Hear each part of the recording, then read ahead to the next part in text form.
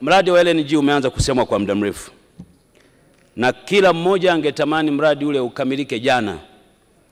Lakini Mheshimiwa Spika, mradi huu pamoja na kuanza muda mrefu, lazima tukubaliane kuwa lazima tujadiliane ili tupate kilicho bora. Tunatamani mradi huo uwepo, lakini majadiliano haya ni lazima yatupe tija. Mtakumbuka hapo nyuma, Mheshimiwa Spika, serikali baada ya kukamilisha majadiliano awamu ya kwanza ilirudisha majadiliano hayo kwa mwanasheria mkuu wa serikali kwa ajili ya kupata maoni.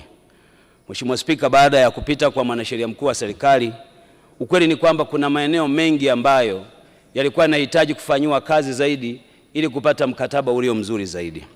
Mheshimiwa Spika, leo tunaweza tukasema kwamba mradi huo uanze, lakini nataka niseme kwamba mkataba ulio mzuri leo, kesho unaweza kuwa mkataba mbaya. Nchi hii ina historia ya kupita kwenye mikataba hiyo inayolalamikiwa.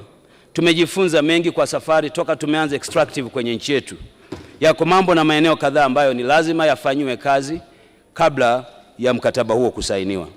Nachotaka kuhakikishia Mheshimiwa Spika kuwa serikali pamoja na wawekezaji, timu zinaendelea na majadiliano ili kuondoa changamoto zilizopo ambazo zimebaki chache sana, na tunatarajia kuwa ndani ya mwaka huu 2025 kama tutakuwa tumemaliza mambo matatu yaliyosalia, ninataka nikuhakikishie kuwa Mheshimiwa Spika, mkataba huo utasainiwa na mradi huo uanze mara moja.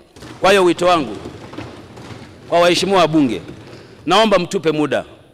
Naomba mtupe muda. Tunajua kuwa hili jambo linahitajika kwanza kwa uchumi wa nchi yetu, lakini kwa maendeleo ya watu wa mikoa ya kusini ambako gesi ipo. Mheshimiwa Spika, ingekuwa ajabu sana siku moja tuingie mkataba, tumekubaliana na mwekezaji, ndani ya mkataba ule mwekezaji au ameruhusiwa local content ya Tanzania isitumike. Hakuna mtu angetuelewa. Hakuna mtu angetuelewa kwamba bima zote ambazo zinatakiwa kukava huu mradi zote zitoke nje ya nchi bila ushiriki wa Watanzania. Hakuna mtu ambaye angetuelewa kwamba tutachimba gesi lakini domestic gas, yani gesi ya matumizi ya ndani, iwe angalau 3%. Hakuna mtu angetuelewa. Kwa yako mambo mengi ya kiuchumi